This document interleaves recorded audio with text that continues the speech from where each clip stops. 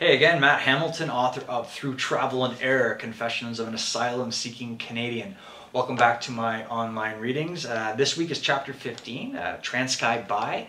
One of my more pleasant, surprising discoveries in South Africa was that there was a massive quantity of marijuana and the prices were virtually non-existent, certainly compared to what I was paying at home. And where I was living in Chintsa was right next to a part of the country called the Transkei that was, and still is, world-renowned for its marijuana. Today's story deals with the Transkei, why I found it so appealing, and about one of my missions heading off to find some of the best ganja the Kai had to offer. Transkei bye. I had access to plenty of arms in Chintsa, yet I rarely bought the local product. I'm a bit of a ganja snob, and the Chintsa weed, although cheap, wasn't the best quality. Then there was the added motivation of buying weed elsewhere, because I lived right next to the section of South Africa renowned by ganja smokers worldwide, the Transkei. Most white South Africans that I had met had never been to the Transkei. In fact, many warned me to avoid the Transkei at all costs. They even said to drive around the massive province in order to avoid the dangerous land. There seemed to be a lot of fear and apprehension when it came to the Transkei. During apartheid, the government relocated millions of the black population to designated homelands across the country. Although they were supposed to be self-sufficient and self-governing, homelands were simply apartheid's way of keeping the blacks away from the whites. They were on their own with no access to white South African resources, which resulted in massive poverty and all subsequent maladies. The Transkei was one of those homelands. In the eyes of the world, the Transkei was a part of South Africa. But as far as apartheid South Africa was concerned, the Transkei was a different country. South Africans had to show their passports to enter or leave the Transkei, and to this day, the empty immigration office is still present on the edge of the Kai River, which is the border of the Transkei.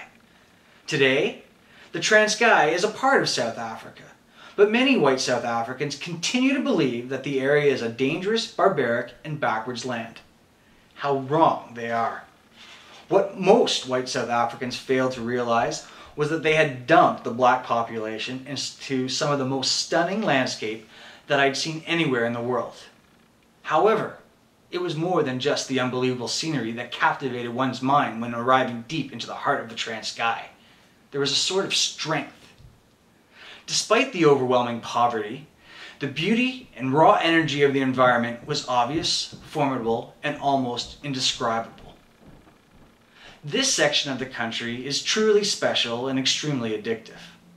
One could spend a lifetime exploring the Kai and its magical coastline, and many do. There is a condition in the Transkei known as Mpande fever. Mpande fever isn't a disease, but a state of mind. Mpande fever is the condition that simultaneously drains and replenishes one's energy. Mpande fever is the force that brings people back to the Kai or never allows them to leave. This wonderful affliction was much like the African pull Sabrina mentioned and I knew existed. But in the case of Mpande fever, it strictly referred to those stuck in the Transkei. And very true, I definitely got my taste of Mpande fever, and luckily Chintsa was right next to the Kai. And I found a backpackers there in this little village called Mpande, called the Kraal. And the Kraal was magic. It became my holiday. I went up pretty much every weekend or time off, where I take a week and head up to this place called the Kraal, and I'll give you part of the reason why. As far as location, on a scale of 1 to 10, the Kraal scored about a 37. It was 280 kilometers from Chintsa to Mpande, but this trip couldn't be measured in distance. It took 4.5 hours to drive from place to place, but again, this voyage couldn't be measured by time spent in a vehicle. The best way to describe the journey to the Kraal was saying like it was traveling back in time 100 years or more. I could stand in one spot in the village, turn 360 degrees, and be hard-pressed to find a single indicator of the year 1999. It could have been 1899 or 1799. There wasn't any electricity. There weren't any telephone lines. There were thatched huts made with mud. There was livestock grazing freely. There were women walking with buckets of water on their heads, and there were countless kids laughing and playing with nothing but each other. The village population, structure, and lifestyle seemed to be locked in a simple, beautiful, and traditional time. Yeah, it was magical, and I really did get stuck in this place and went back countless times. And again, I think part of the reason why, other than the scenery and the delicious seafood, was its location. It was smack dab in the middle of Ganja Central, and heading off to find marijuana was always a beautiful experience, and that's the next section of the chapter that I'll read. I hope you're enjoying this one. It's certainly one of my favorites. I strolled barefoot across the beach and made my way through the village and over the hill to the next beach and village. Once there, I found the mud hut that I'd been to many times in the past. I poked my head in the door and found 4 smiling faces. The 2 young boys smiled at me and sprinted off into the fields. The mother invited me inside and offered me a cup of tea, while the daughter continued to play. Within minutes, the breathless father ran into the hut with the 2 boys in tow. We shook hands and said hello. The father, seeing that his wife had provided me with tea and a seat, wasted no time and pulled a potato sack from underneath the bed. The bag was overflowing with freshly picked marijuana. He handed me a large bud and some papers. He indicated that I skin up and sample his crop, which was a request that I enthusiastically obliged. They were plump, sticky heads of ganja, and I only required a few tokes to know that this weed was potent. There was no need to search further. I asked the man how much it would cost to fill my day pack. He looked at my bag, and after some consideration, he held up 6 fingers. I smiled and shook my head. Bargaining was part of the process in the lollies when it came to many items, including marijuana, so I countered with 5 fingers. He thought about it for a moment, smiled, and nodded yes. He took my bag and began stuffing it with the weed. I sat back with my cup of tea and spliff and took in the scene. In front of me was a family man who happened to have a plot of land on which he grew cash crops. He grew tomatoes, he grew spinach, and he grew marijuana.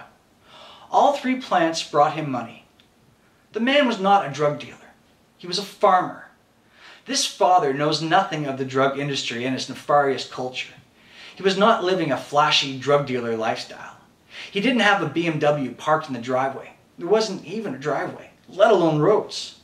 He hadn't spent the money on home entertainment units because there wasn't electricity. He was simply trying to feed and clothe his family. One of the problems with buying marijuana at home was from whom I bought it.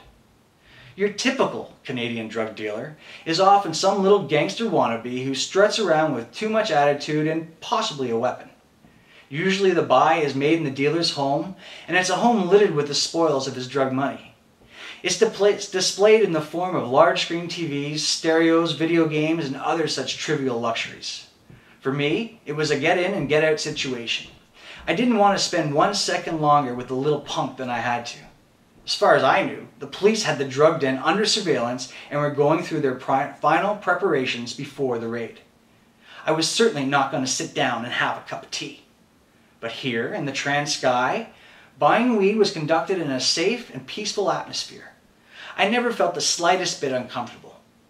The possibility of a police raid was laughable because we were in the middle of nowhere. The chance that the farmer would rip me off or hurt me was ridiculous because his entire family was there with us. The wife was cooking dinner, and I was playing peekaboo with the boys. It was the most harmless setting one could imagine. The real magic came when I handed him the money. The smiles on his face and those of his family were phenomenal. 500 Rand would be food for 2 weeks for the family, if not more. I was smiling too. Initially, these prices seemed fantastically insane. However, when I gave the cost further consideration, I thought, why the hell shouldn't marijuana be this cheap? After all, it was just a plant, or even a weed. No plant should cost $10 a gram. Christ, asparagus doesn't cost that much. What am I talking about? Gold doesn't cost that much. And yeah, so that was my little experience heading off the Transkei. If you like that chapter and want to find out more, including how I got it back to Chintsa, please visit my website, madmaddiesworld.com.